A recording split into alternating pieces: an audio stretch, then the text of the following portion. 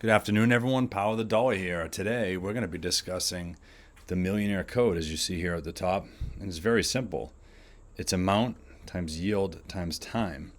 And that's going to equal your wealth. And very simply put, it's the amount of money you invest, the return you're going to get on that money, and how long you invest it, right? That equals your wealth. And now we got a little bit of math over here, but before we get into it, I don't want you to see that and then exit out of this video. You might be thinking, listen, guy, I got a GED, right? I can't do this math. This is simple multiplication, a little bit of addition and subtraction. And this is more so to open your mind to becoming a millionaire, realizing that a lot of this stuff is just very simple math. And there's a book out there called The Millionaire Next Door, and the authors went around to very wealthy people, millionaires, multimillionaires, and asked them, what are your habits? What are some things to avoid? What are some things that worked well? And at the end of the book, you find out that most millionaires are the first to do it in their family tree. It's over 60%. Now, if there's no millionaires in your family, why can't that be you? All right, so think about that as we work through this. So let's jump right into it. So let's take a look at the top here. We have $1, $10, and $100. And there's a 10x power between those, okay? Now, these are going to be our base numbers, right? And I just want to emphasize that there's a 10x between them. Now, let's take these base numbers. We're going to multiply them by 100. We're going to get 100, 1,000, and 10,000. And then we're going to multiply it by 100 again. And we're going to get some new base numbers down here. And here we have 10,000, 100,000, and a million. And remember, check this out. There's still, while these amounts here are much larger, there's still only a 10x between them, right? A power of 10. If you take 100 grand and multiply it by 10, you're going to get a million, all right? Now, I want you to look at this, and this is the most important takeaway. The nominal difference, or the amount of money difference between a million and 100,000, it's $900,000. These are just a 10x between one another, but the monetary difference here is $900,000. Now let's bring it back up to those original base numbers. What's the difference between these, right? Now it's still a 10x, right? But what's the monetary difference between these? It's $90. And now I want to ask you something. What would be easier to come up with? 900 grand here at the bottom or 90 bucks here at the top? Obviously, it's 90 bucks, right? That's a way smaller number. Now, could any of you out there reasonably come up with 900 grand in a day? I'll give you a week, all right? I'll be generous. I'll give you a week. I know I couldn't, and I know most of you out there probably couldn't either, right? Not insulting you. It's just the truth. $900,000 is a lot of money. But you know what's not a lot of money? Is $90. Let's say that this is your weekly contributions to investments. As you see, $10 as you work your way down throughout the years, and the yield and the compounding and all that multiplying is happening, you're left with 100 grand. But it's just $90 more a week, right?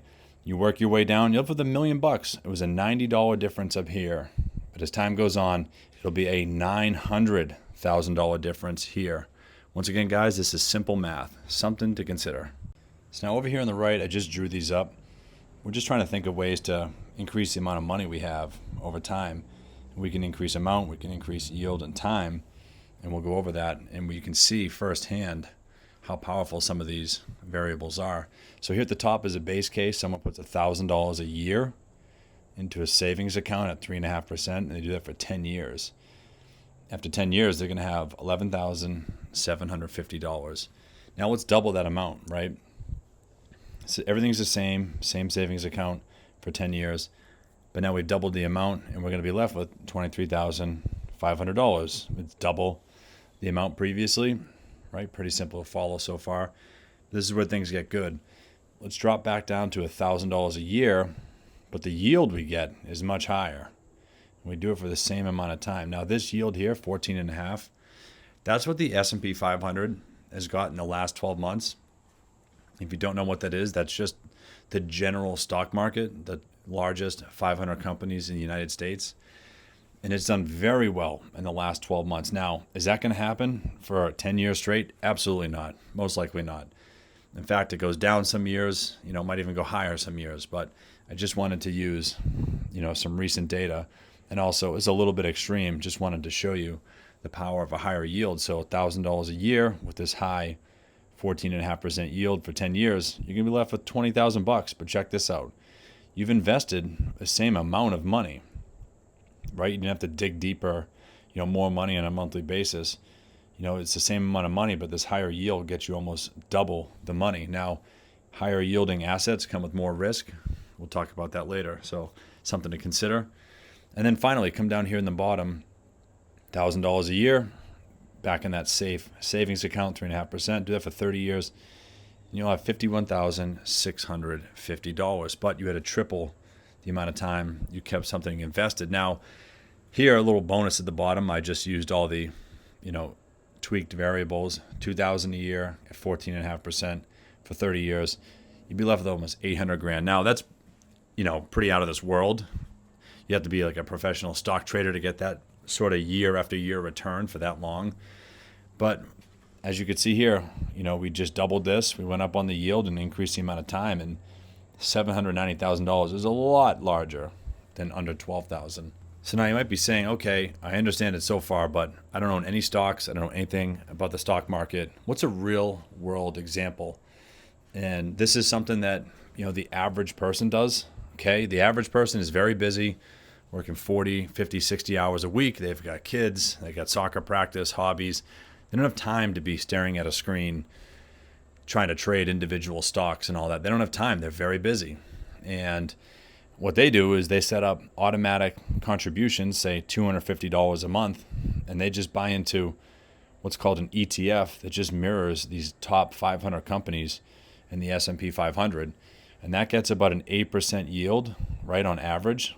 So $250 a month, month after month after month after month, at that 8% yield on average for 30 years, you could be left with a nice chunk of change. You're going to have $353,000 in the end all. And once again, if you go up on amount, you get more money. If you can find higher yields, which comes with more risk, you can get more money. If you invest it for longer, you get more money. And now here's a visual of the S&P 500. I drummed this up to give you a little context of what I meant by buying long-term and looking at stock charts. And obviously, none of this is investing advice. Anytime you invest something, it comes at risk, especially if you go after higher yielding investments. But as you can see here, this is why so many people are in the stock market. Over this 10-year period, the stock market has just continued to go up, right? And even though there's a recession here, right, this is the COVID crash, this was the inflation worries, then you had the tariff crash right here back in April. Even though those crashes and slowdowns and recessions have taken place, as you can see, the stock market just continues to go up long term, and this is why it's a great asset for so many people, once again, who are average, who are busy. They don't have time to study charts and all these crazy things. They just have some money left over every month. They want to put it in the stock market, and these 500 companies here is a great place that most people invested. Now, these 500 companies, these are the world's most talented people, just high-quality companies that deliver awesome products. They make tons and tons of money, and they just cash flow money year after year. And yes, they've survived all these, dips and recessions and COVID, right? The tariffs. But look, these 500 companies on average just continue to go up and up and up long term. And now let's take a look at this legend down here at the bottom. These black hash marks will be for your monthly buy. And these red X's are when stocks are too expensive and you don't want to buy. And these green dots are when you'd want to make a big buy when stocks are a little bit cheaper. So here's the average person just buying in monthly. These hash marks, that go all the way up to the top. They're on vacation. They're not thinking about it. They're at their kids' practice, not thinking about it. They're just automatically contributing a set amount of money every month. But then they see a dip, right? A little dip here, and they buy a little bit extra. Maybe they double up on that monthly payment. Or when they see things get a little expensive, maybe they hold off and put that money on the sideline. Maybe they do it here again, and then when it dips, all that money that was on the sideline, they now buy these stocks here real cheap. And a very extreme example of that was the stock market was up here and it just crashed. This is the COVID crash. And here, all these companies, high quality, cash flowing, super talented companies went on sale. They were so cheap. And anyone who bought shares back here bought them super, super cheap. And they've just rode that market appreciation recovery for the last few years. All right, so this is what's called buying the dip. Now you have your monthly contributions, right? You're always doing that, but you can start to study charts and seeing when things are a little too expensive and buying a lot more when they get real cheap. And you might be wondering, how do I do that? I'm going to send you on your way with this, the RSI. It's called the Relative Strength Index. This shows when stocks are expensive and when they're cheap. And this is something that you can look at on a stock chart yourself. I highly suggest that you study the RSI. It's going to flag when stocks get expensive and you might want to stay away, and it's going to flag when stocks get cheap. You might want to buy in. So I just want to close this out with a conversation about these variables here for the Millionaire Code. And once again, they're amount times yield times time. That equals your wealth. That's the Millionaire Code. And there's a couple pros and cons to each. And we're going to have a conversation about how to leverage those. First, we'll start on the left. Amount. This is the amount of money you're investing, right? People set that amount based off of how much free cash they have monthly. You have your money coming in for your job, money going out for your expenses, and whatever's left over, you can invest a piece of it. And if you have more free cash, you can invest more. And when you invest more or your amount is higher, you're going to have more money in the long term. So let's go down this list. A way to increase your free cash on a monthly basis is to cut costs. It's the quickest way. Do you really need a new truck? $900 a month just to post it on social media? Do you really, if you're a carpenter, I get it, I suppose, but do you really need that? Or can you get by with a used economy car that's cheap, great on gas, real cheap to insure? That would save you a lot of money monthly. And if you're young, just graduated college, if you go out and live in the city for $1,500 a month, for 5 years, at that end of that 5 years, you're going to have nothing to show for it. Whereas if you didn't care about the stigma of living at home, right, you live with your folks, you saved that money, paid off your student debt, and invested the rest, you'd have a very impressive stock portfolio after a couple of years. And there's 100 ways, to cut costs. Now, ways to increase the amount of money that you have coming in monthly. Are there any promotions available for you at work? That's going to come with more responsibility, though, and it's definitely going to disrupt your comfort. But guess what? No one's showing up to your front door with an envelope of cash. I hate to tell you. It ain't going to happen. It's not how it works. It's on you to go out there and make that money and figure out ways to increase your income. Now, if that's not for you, maybe building massive amounts of wealth isn't for you. And that's all right. But that's one way to increase the amount of money you have coming in. Another one is a side hustle. People will drive Uber, say you work Monday through Friday, 9 to 5, and you devote Saturday nights to driving Uber, make $300 extra, and you invest that. People will do that. I know people who have sold things on Etsy, Facebook flips, right? But now these are kind of linked, starting a business. Maybe you turn that side hustle into your full-time job, and that can allow you the ability to quit. And now why I enjoy those stories so much and they're so inspiring is a lot of these high-performing, motivated people who are in the corporate world, the harder they work, it just ends up with them getting more responsibility. And they're chasing these promotions, right? Because they want to increase their cash flow and increase their amount to build their wealth, right? So they say yes to everything. And then they get a 2% raise and they say yes and they do all these projects and they're flying all over the place just to have the boss's nephew get the promotion. And he's terrible at the job. If that sounds familiar, let me know in the comments. I'd love to hear your story.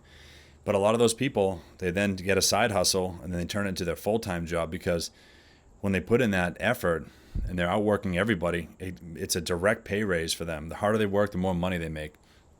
They don't have to grovel for a promotion, right? They don't have to try and curry favor for a pay raise. The harder they work, the more money they make. So this is just a couple ways to leverage amount.